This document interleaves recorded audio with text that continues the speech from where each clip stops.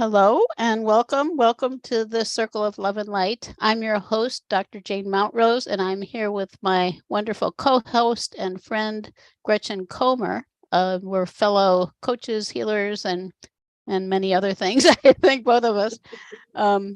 This week, we have actually, to me, it's a pretty special topic. The topic is surrendering to the divine. And it actually is a big one, and I think an important one in our growth. There are a couple questions I had written down here. Do you want to stop struggling with life's ups and downs? Do you sense there's a better way that's waiting for you? And I think there is. It is here, and it's really about us being present for it, which is, it is probably, could call it a dimensional shift. It is a shift in how we perceive our lives. And I think we've all been in those places where we perceived ourselves as victims and wanting to not find ourselves so often wallowing in the mud. So I think surrendering to the divine, it's a challenge and it's an opportunity. We have that idea of obstacles and opportunities that we often talk about, seeing obstacles as opportunities.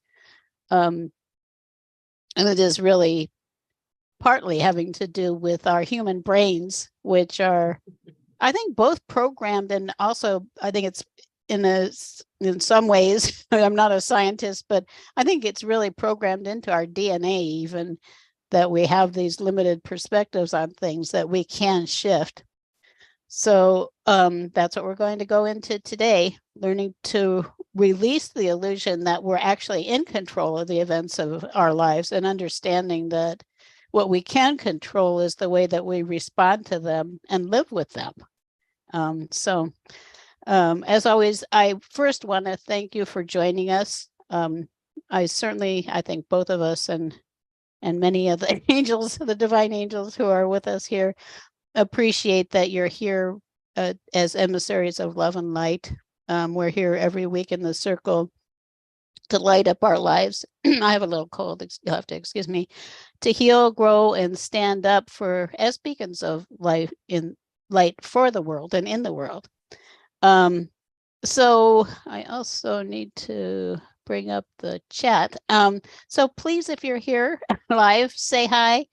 And we certainly welcome your comments and your conclusions of what we're talking about. So the final thing I want to do before we go into our topic is what we usually do also.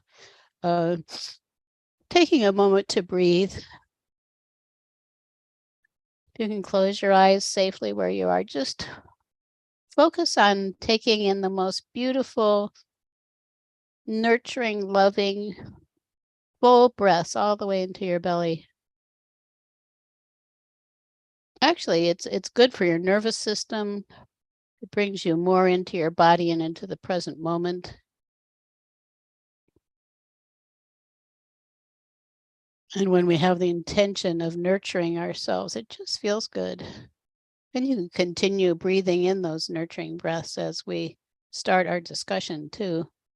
So to begin, I want to turn to you, Gretchen, and ask you to share a bit about your feelings on this topic of surrendering to the divine. Sure. Thank you, Jane. This is a really good topic. And I think this is, for me, I've been getting lesson after lesson after lesson of how to surrender.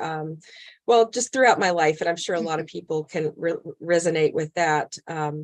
But for me, it's really important to understand it on a deeper level, because it really comes down for me to trusting myself while simultaneously trusting that the universe is providing for me.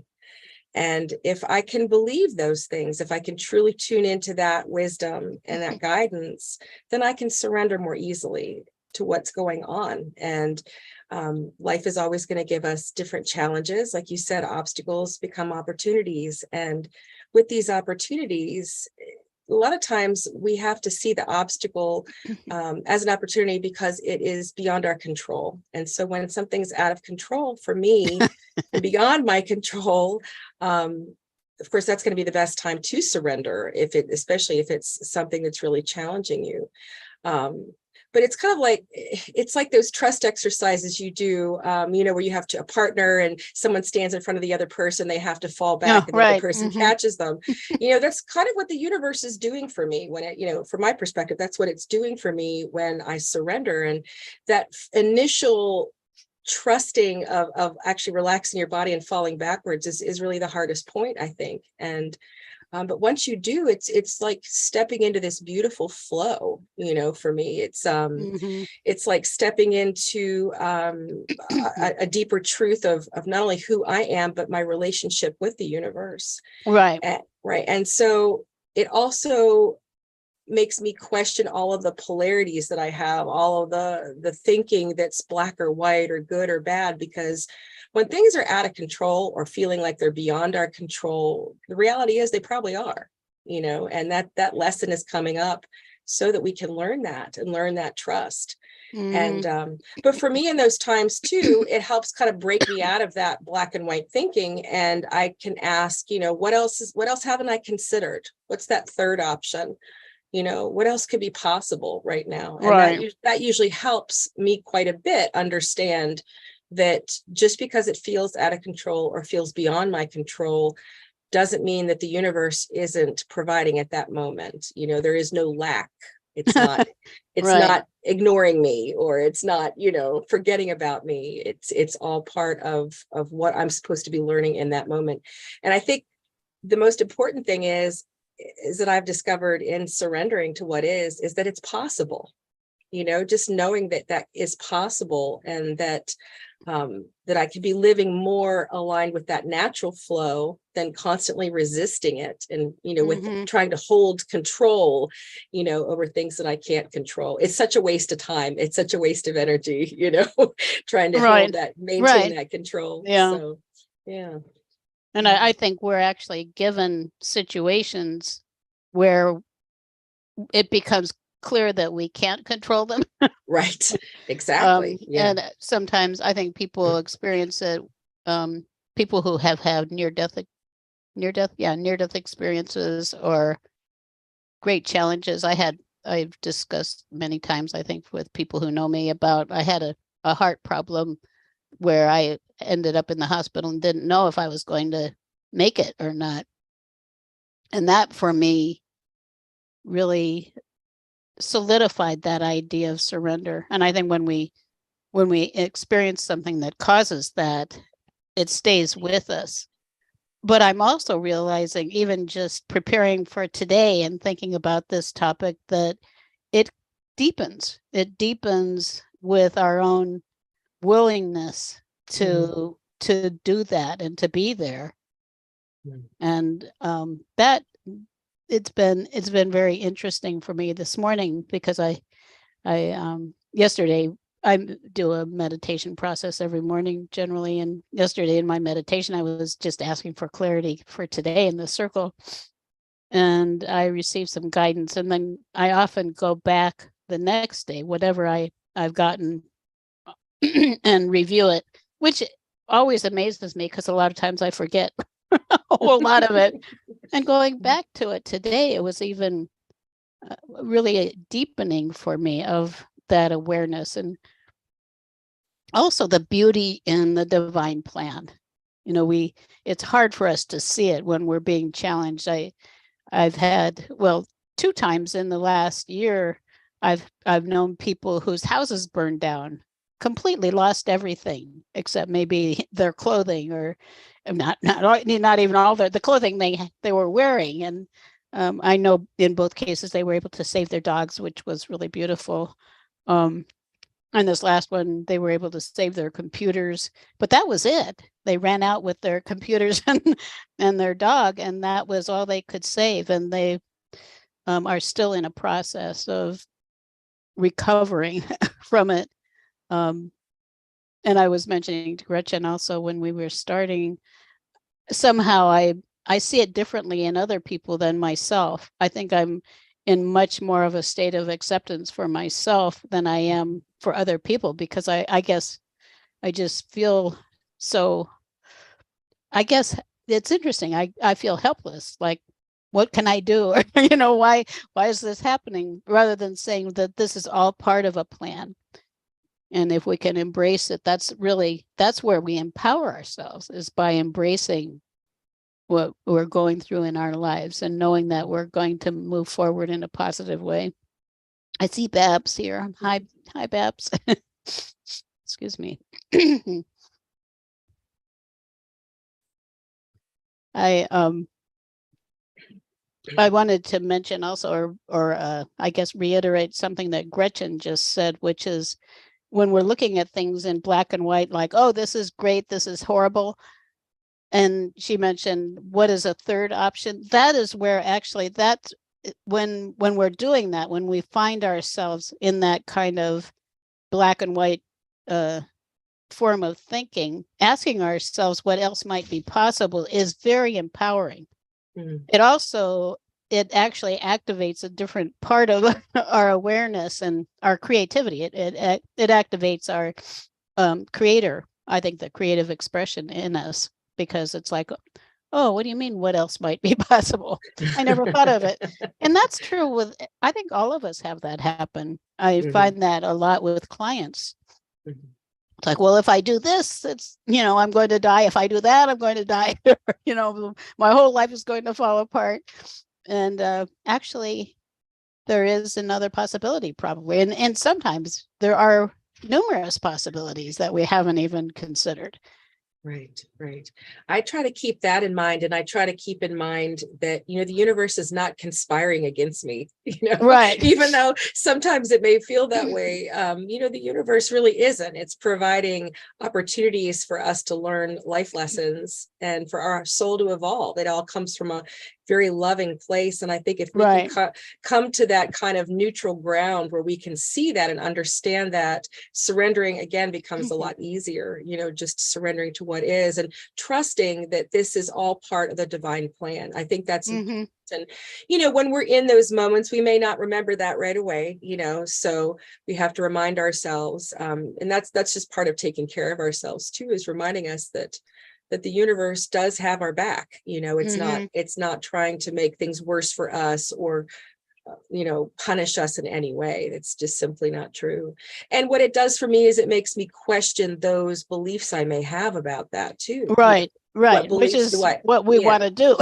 Right, exactly. So, you know, knowing that I have maybe some misconceptions about how the universe provides for me is helpful in looking at those things to really kind of route out what's not true for us anymore. And those might have been beliefs that protected us maybe in childhood or young adulthood. Right, when we didn't have any other way. Right, exactly. And they serve their purpose. But I think that's part of us when we're constantly evolving and changing. We need to shed those beliefs so that we can open ourselves up more to the possibilities. So yeah. And it seems to come back to the truth of who we are. And I think it's helping us to connect with that, which is that the creator resides in us. That we are never disconnected from the creator except in our own minds. Right. It's not a fact. We consider it to be a fact. I know another common thing that happens to people that I've noticed with clients is the feeling that God has abandoned them. Sure. And that is not possible either. Right. It's just, I think, understanding how to make that connection and strengthening it is part of the process. And we're going to be doing that in the meditation today too. Nikki says, am I on the right day? I'm not sure where you are, but we're here. It is the right day. So what might have happened actually to Nikki, sometimes you have to refresh your browser because it doesn't necessarily just show up automatically. But I don't know if I can reach her or not. I can try refreshing your browser.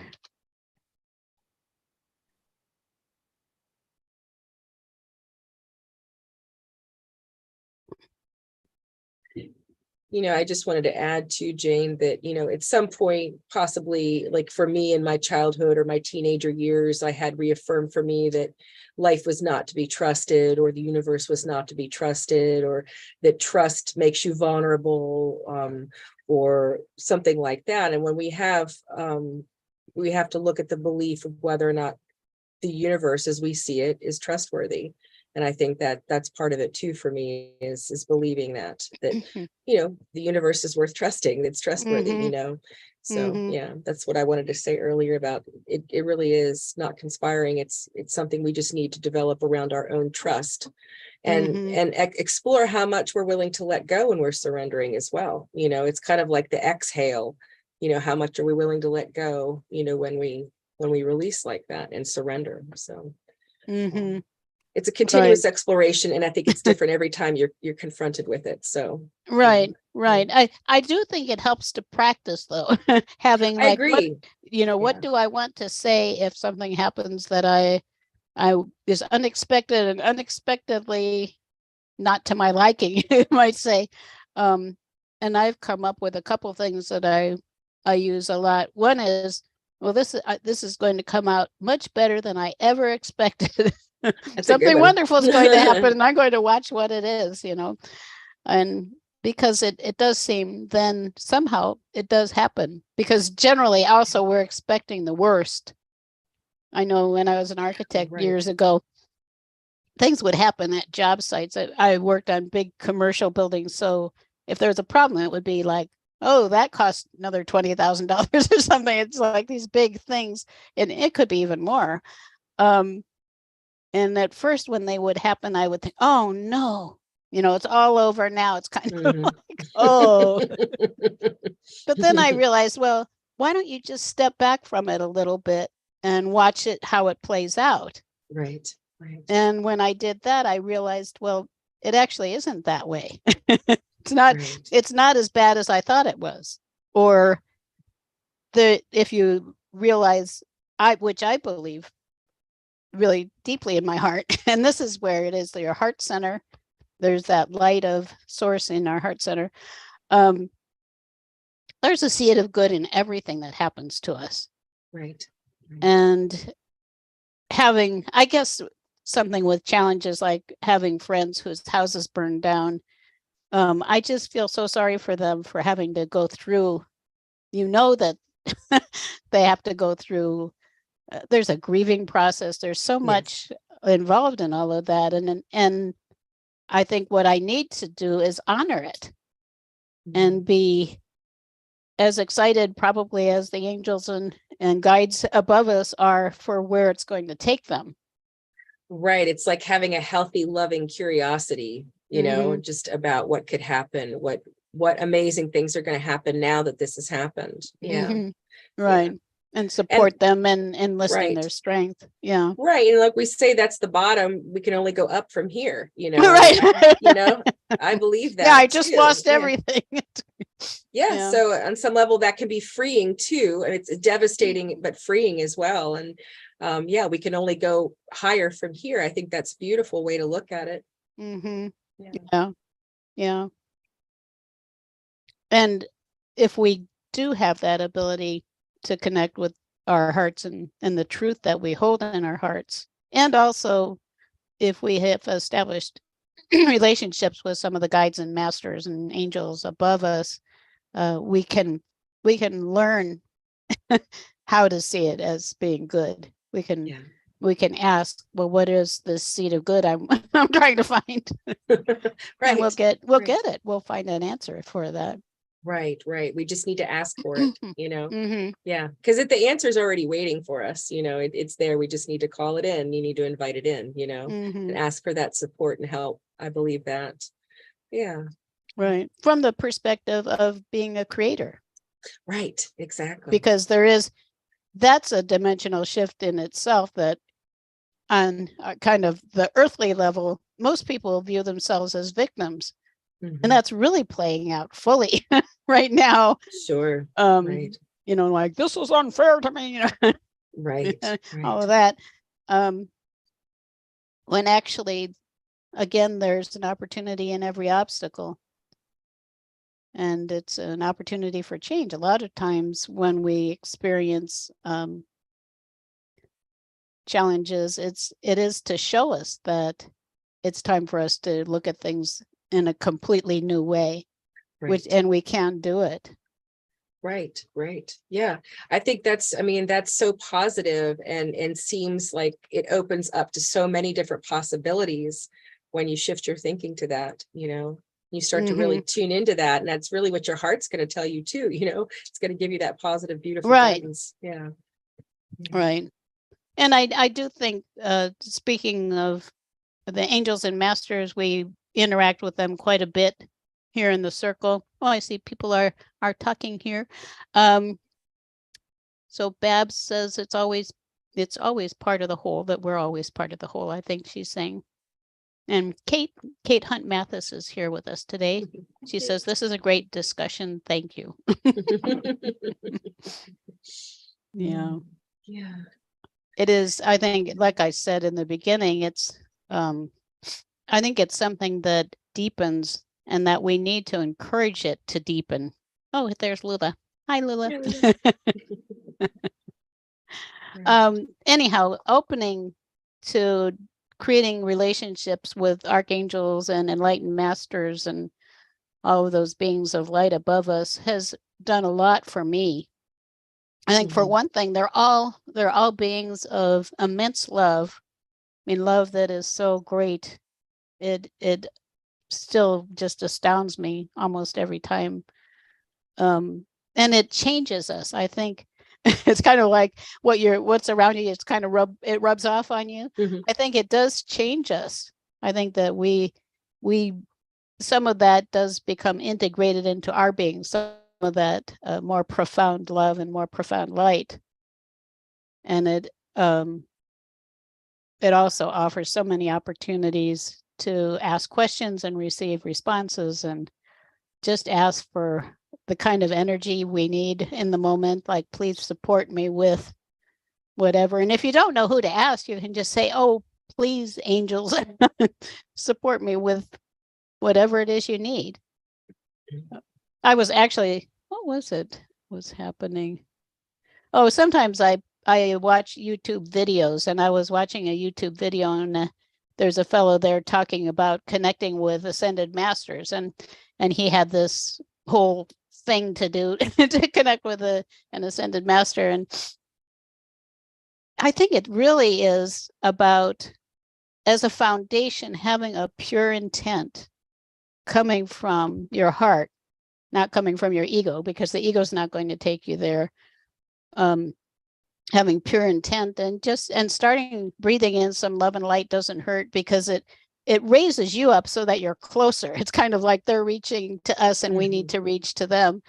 But then it's just a matter of saying, please help me, or I would like to invite so-and-so to join me. So please support me in whatever. It's not, I think it's more intention than formality. Some people will say that you have to do it this way or that way.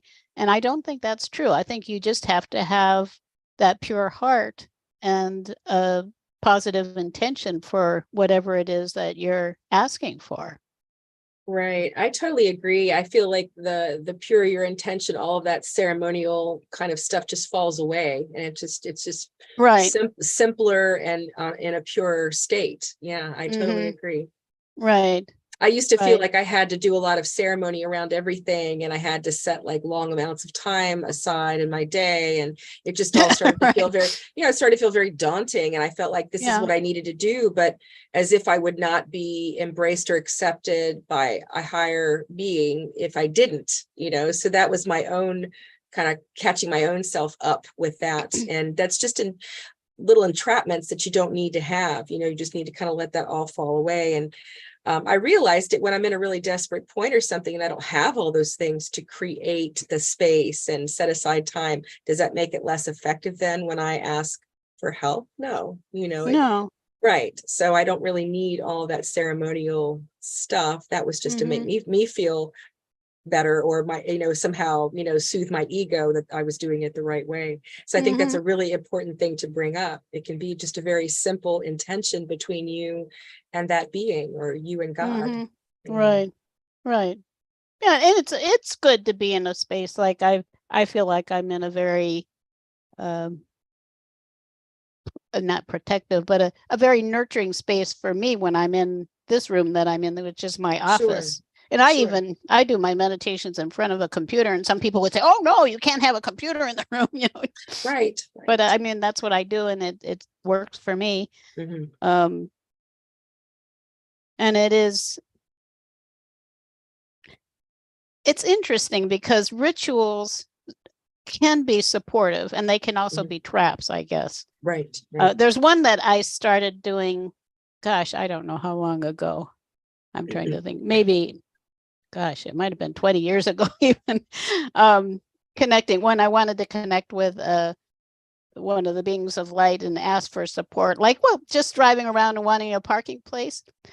I decided my way of asking would be I would tap myself 3 times on my third eye, and then I would ask. And I think part of the reason why that was helpful is because it would make it clear, because I might be just asking in my mind, kind of like, well, I have this thought, I have that thought, please find me a parking place, thinking that, my mind's going all over the place. And then if I would tap myself 3 times on the forehead, I would know then if I asked for the perfect parking place, I would know that I had actually delivered the message. I still do that if I'm driving around, or like when I go on the freeway, I'll tap myself 3 times and say, in the flow with the traffic, please. Beautiful trip that I'm going to have now. And not even asking anybody in particular, just asking life to provide. So there, I would say things like that. And I consider it to be, for me, as a little habit, a ritual. I don't consider it to be necessary, but I know it works for me, and I'm happy with it. I don't see any reason not to do it. I do like the fact that it clarifies my intention. Like I'm doing something like, okay, I'm really thinking this thought or whatever.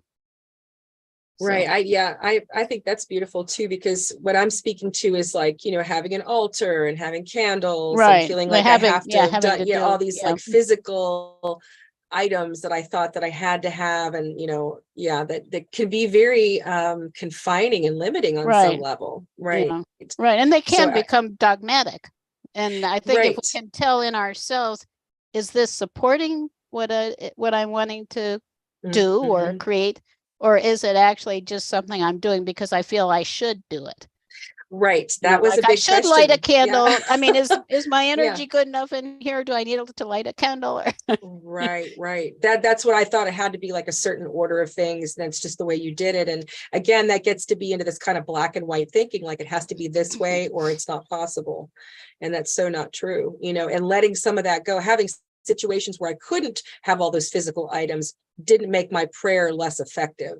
Right. And when I realized that, I thought, oh, maybe I really don't need all that stuff. Maybe, I thought I was doing it out of honoring, the being or angel that I was working with, but it actually isn't the truth. It was all to somehow appease me and my limited thinking. So it becomes, a question of that. So yeah. It's interesting how we trip ourselves up. Right. It seems like this topic is interesting. People were getting comments. Bab says small habits can build an awareness. And they can be, like I was saying, sometimes they're very supportive. And if so, that's great. Other times they're not so much. And this is another one Lulu mentioned: replace should or need with want or desire or intend. Right. I would say intend. And it is when you say I should do this or I need this, it's worth just examining what's going on in your head. Yeah. Because I should do this because, well, so-and-so says, you have to do this. Right. And I think we're finding too, and I would assume many people, in addition to me, are finding that lengthy spiritual practices can be traps. and can be very big traps. And there are traditional, well, teachings from different places that may have served a purpose in the past that now they really don't. I think I mentioned occasionally a friend she was a follower of a guru, an Eastern practice, and she would spend 4 hours on her day off doing different meditations. Every day she would spend an hour maybe on meditation, and she had no connection with the truth of who she was. And I think that's a good measuring too. Like, is this connecting me more with my own truth?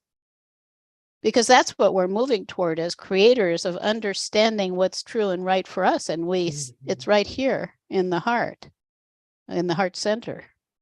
Right.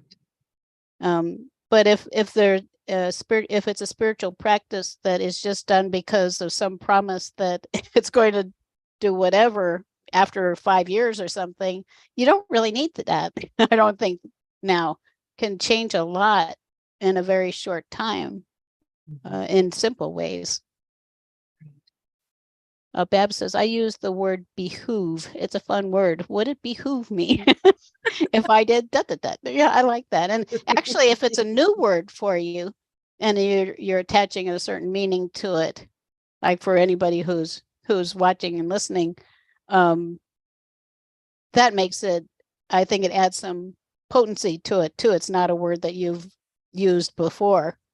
I like that. Oh, Margaret is here. Margaret said, I used to feel guilty if I didn't perform some sort of ceremony, but eventually my guide said, this is good, get over yourself. now I just act in the way I'm guided in the moment, be it simple or not. The act of following through is the ceremony. Right. And if a ceremony is nurturing you, you know, if it nurtures you, if it opens your heart to spend a little time lighting a candle or whatever it is, that's great. Sometimes I hold on to my selenite heart, or I have this other stone I've been into this week. This is apophyllite. It looks like a regular quartz crystal, but it's actually much shinier. It's a little hard to see probably there. It's beautiful. It's really, really beautiful. And it has, apophyllite is another high frequency stone.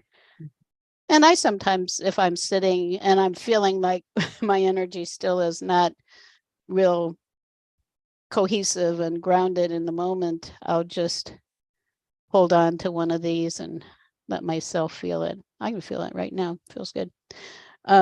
Sharon Williamson is here. Hi. Behoove, what a fun word.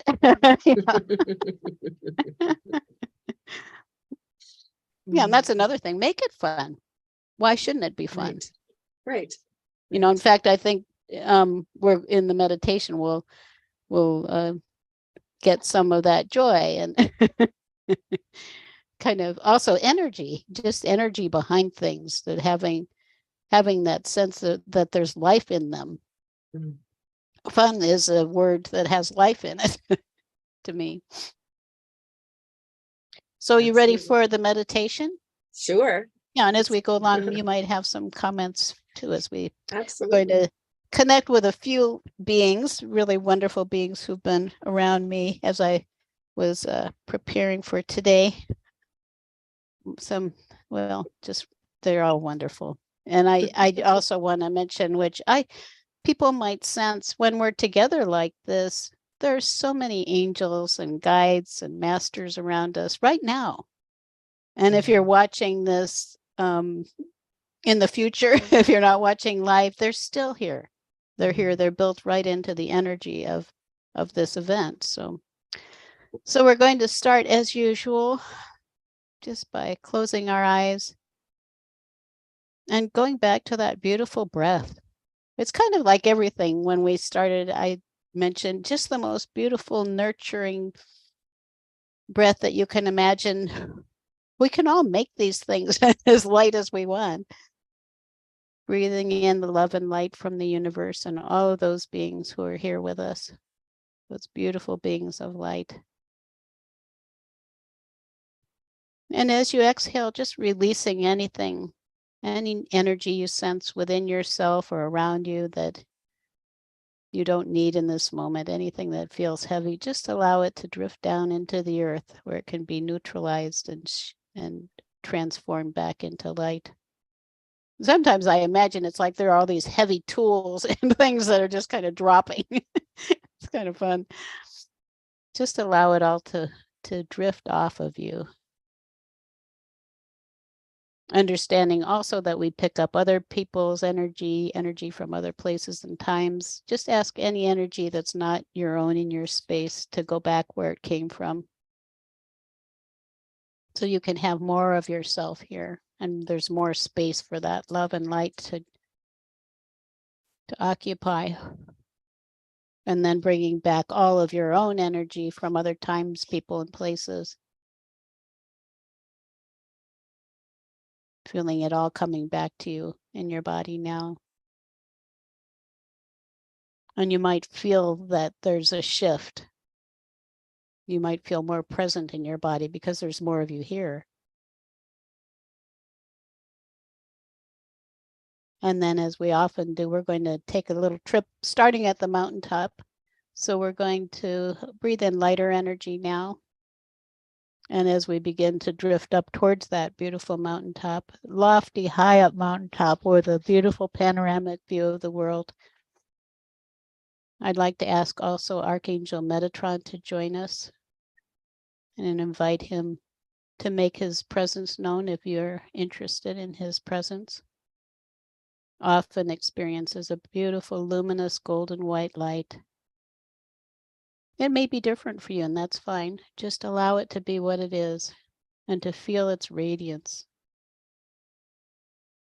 Beautiful, beautiful angel. And he is here to bring us closer to God. So as we drift up and find ourselves on that mountaintop, he's with us, and by surrounding us in this energy, he's helping us to raise our frequency. And noticing what you notice on the mountaintop, how it feels, the view, beautiful 360-degree panoramic view of the world, where you just get a really lofty sense of how beautiful the world is. And feeling maybe a light breeze, that kind of breeze that you only feel and when you're at higher heights. Just the clear energy, you can almost hear it. Or it might just sound so peaceful.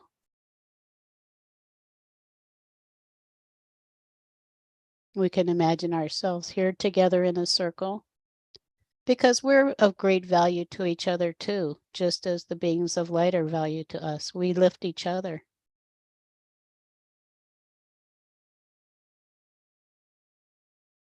And from here, I'd like to invite in Ascended Master Saint Germain, who is a being of light, who is associated with the time of the Great Awakening, of supporting humanity and shifting to a higher way of being in the world.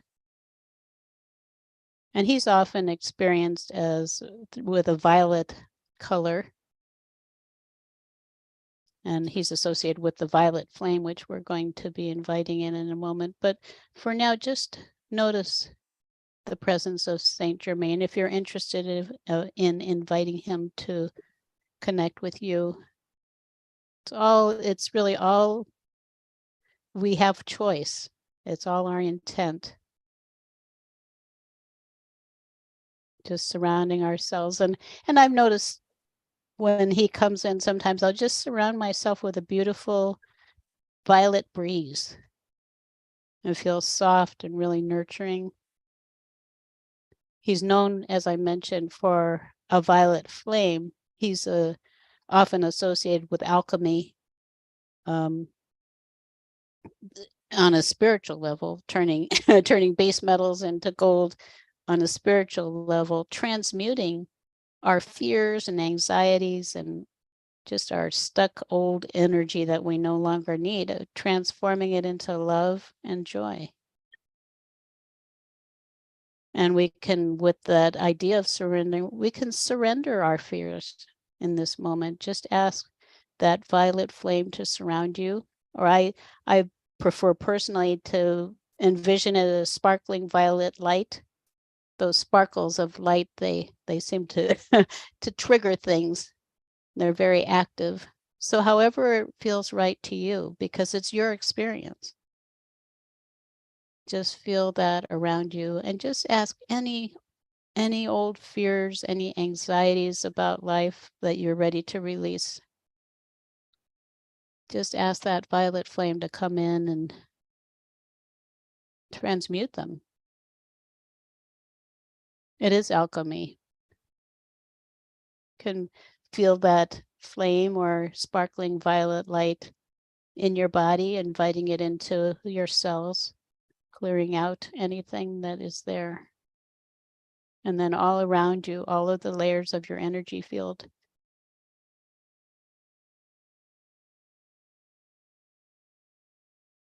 Some people do make this a spiritual practice, a daily practice. This is not something I've done, but I've heard stories from people who make it a daily practice just to clear, to be releasing and just going through all the layers of whatever is there that needs to be released. I use it when I feel a need to, and I have been very surprised by it, what I feel.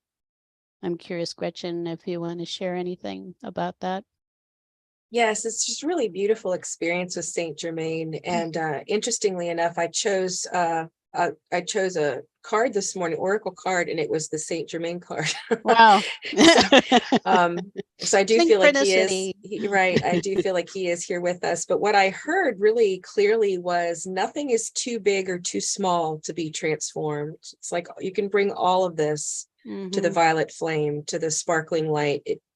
There's no gauge of that in the higher realms. It just feels big or small to us. And so it's all the same, and it can all be transformed really just through our loving intent and by using this light. And so I felt, that's just a good reminder for me to not worry about, oh, this is too big to be transformed, or, oh, this is silly and, too small to be transformed. It just felt like, no, bring it all here, bring it all here, so that when you walk away, you're really your authentic self. You're really you're making room for more light and more love to come into your life by letting this go. So it just felt very reassuring to me, and was an interesting message. And as you're releasing with the violet flame, you can just ask your guidance what's being cleared. You can ask Saint Germain for guidance. And I get the sense from him in this moment that he's here for all of us, and he wants us to understand that all of us deserve all of the support from these beautiful beings. He is here as at this time of the awakening as a teacher for humanity. And he is quite amazing from my experience. And just notice, I feel light now. I feel now I'm smiling. I didn't feel like I had anything in particular that I wanted to release, but I was surprised when I first did this, and I hadn't read that he converts whatever these dark things into love and joy. I hadn't read that, but the first several times I did it, I just noticed that, gosh, I feel really good, and I'm happy. I feel really happy. Yeah. It's light. We're lightening up, which is joyful. And with this experience of surrendering in mind, I'm going to invite us to take another step. Actually, it's not a step, it's another little flight up, that I want to rise up now more into the stars. So we can just use this light energy that we receive from Saint Germain. And I want to thank him also for being with us with great gratitude. And Archangel Metatron as well. They may join us in this part. We'll just see what happens. So breathing in even lighter energy and allowing yourself to rise now through the atmosphere. So what we're doing, the intention of that is to rise through that bubble of the mass consciousness out into outer space, basically out into the stars, where you are completely free.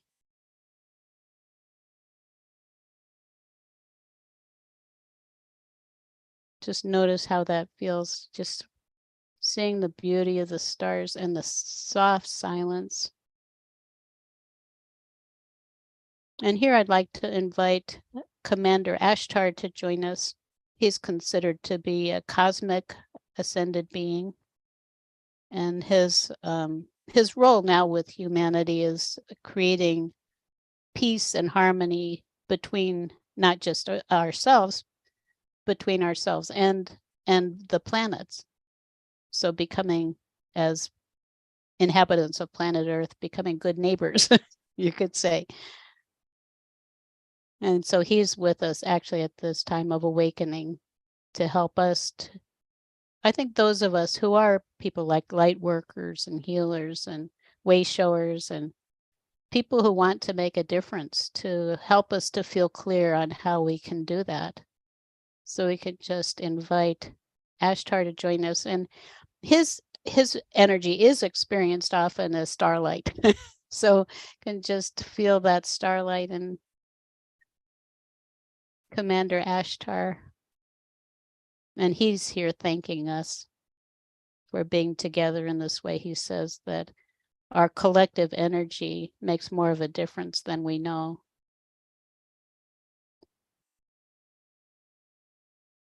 And in this space, just in terms of surrendering to the divine and allowing our limiting perspectives on what is possible, just to let it go. Because so much more is possible for us than we could ever imagine. This is what I'm sensing from him.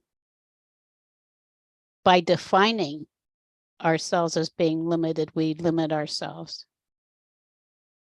In this place of freedom and an energy that I experience, I had a hard time even defining it in a word, but I experience it, the way I describe it, as radiance. Just to feel that radiance in your heart.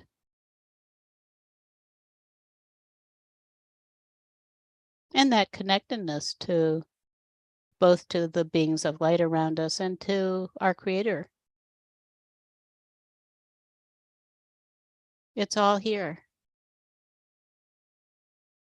Gretchen, would you like to share? Sure. I was actually feeling some of the things that you were describing. I especially felt him as starlight, which was really interesting, Commander Ashtar.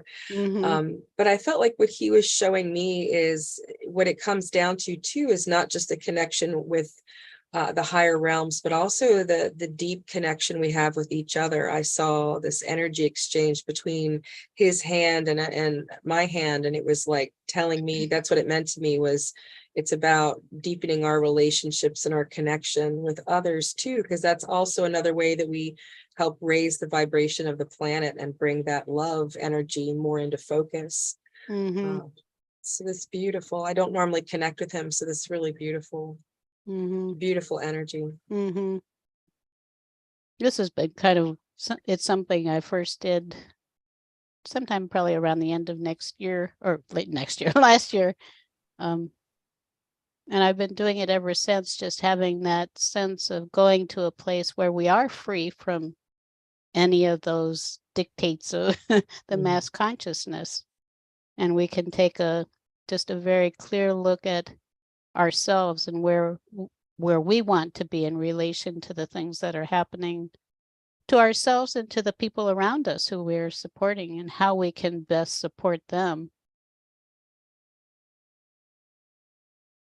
And from here, to me, the sense is that my best support for them is to tap into their strength and acknowledge the strength that they have to make it through whatever it is that they're facing. and finding the good in it.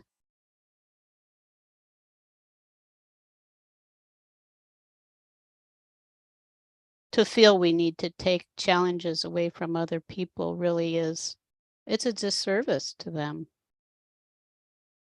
in our own minds to feel that, because we all know that it is through being challenged that we grow. If we can just honor those challenges for others and for ourselves and surrender to something, whatever that seed of good is, we're in another reality.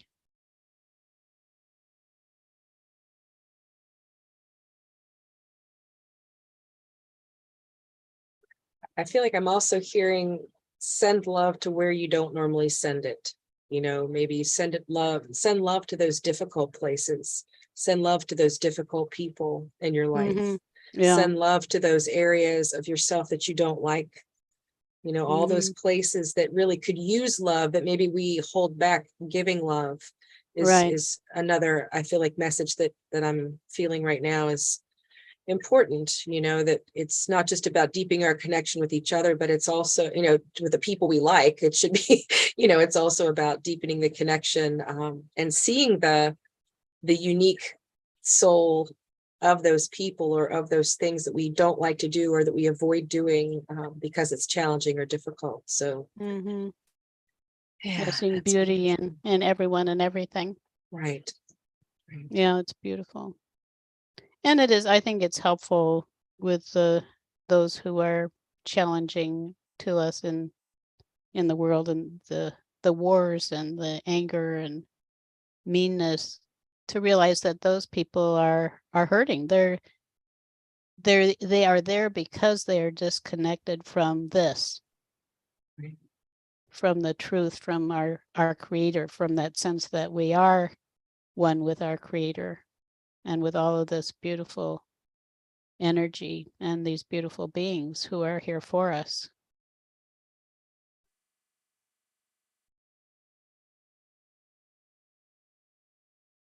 Just feels so good. I can't help it. I see Archangel Raziel with, you know, Raziel, he's around me a lot anyhow, but he's just there with rainbows of light and magic, the magician of the archangels. Why not throw a little bit of that in? Just feels great. So before we return to Earth, we can have an intention for ourselves. Like, how can we actually, what we're surrendering to, and I realize this now, is we're surrendering to our strength. Because our greatest strength is in our connection with the divine.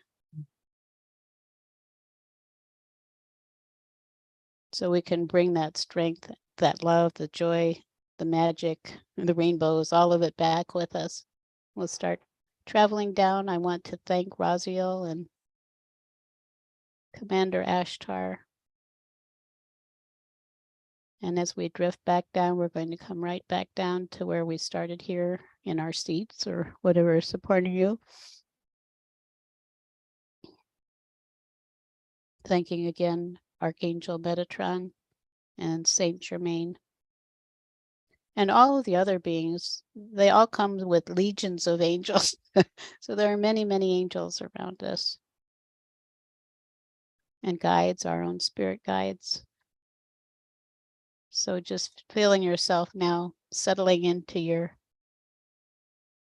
chair or whatever, and grounding yourself to the earth, thanking the earth too for supporting us. And breathing in more active energy, change our brain waves a little to come back to our normal waking states, and just bringing all the love with us still. And when you're ready, you can open your eyes. Wow, it's already 5 till almost. that was long. I hope that was okay. I could have stayed in outer space forever. It was beautiful. Oh my goodness. Well, I think it's worthwhile to experience freedom, Yeah. freedom from all our expectations and all Right. our obligations of what we're going to do today or Right. whatever it is. Right. Just Right. to be able to be. Yeah, I felt that when we pulled back off of the planet, I felt, we were in space at that point. I felt like, oh, I can see everything now. That was my first thought was, oh, I can see everything really clearly, because otherwise it's like the world had been this Right. close, Mhm. and I Yeah. couldn't focus on it.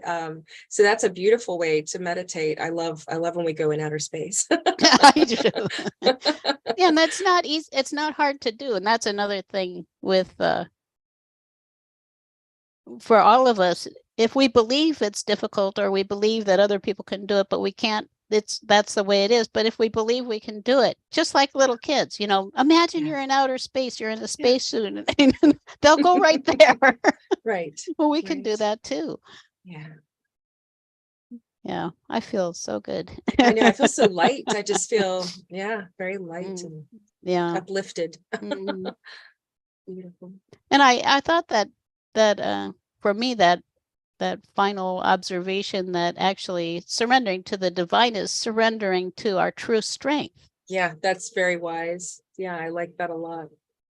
Yeah. Because we think we're giving up something just because we are, it's right here with us, as if this, this is it. Right. And if you see what this does, it blocks your view. You can't see, you're blocking your view. So, right. Yeah. Right. Oh, yeah. Well, that was a lot of fun. Yeah. Thank you, Jane. Oh, well, thank you. And thank everybody, because we're all part of this and we created it together. Yeah. So, yeah. Okay, well, I guess we have to close at this point because we're at that place. So Gretchen, would you allow our viewers to know, or help our viewers to know a little more about how they can contact you and what you're doing? Sure. Thank you so much, Jane. So I work, I help women create a magical life. I work with women to help activate their spiritual gifts and to reduce their stress and anxiety and really make some beautiful creative changes in their life. And people can connect with me through my website at spiraljourney.net, or you can connect with me here on Facebook. I'm Gretchen Comer, like my name there says, just like my name. Just like my name says. And you can also connect with me on my page, Spiral Journey Holistic Life Services, and please stop by and like it or share it. I'd love to connect with anybody that wants to connect. Wonderful. Thank you. I see we're getting lots of thank yous from Babs and Nikki and Margaret and Kate. Thank you so much. We love you. So wonderful. So for Awakenings Institute, we have a free resource kit for light workers, spiritual healers, way showers, and such people on our website. I'm going to give you a tiny URL because our URLs are long. tinyurl.com/spiritual-kit. Wait, tinyurl.com/spiritual-kit. And we also have a book called The Solution, which is about the power of love that we want to share with the world. It's free. tinyurl.com/444-solution. You can find out more about the circle at circleofloveandlight.org. You can also support us by liking our page, or I guess I'm not sure what the choices are, liking or following or something. You can share the video with your friends on Facebook. That's really helpful. And invite your friends to join you in the circle. Then maybe afterwards you'll have something to talk about, something special. And the last thing we do every time is just send all the love and light, the starlight and all of it, rainbow light, whatever you feel like, send it out to the week ahead. And have a wonderful week. And thank you again for being with us. And there's Lula saying thank you. Sharon sending love. Bye-bye, everybody. Bye.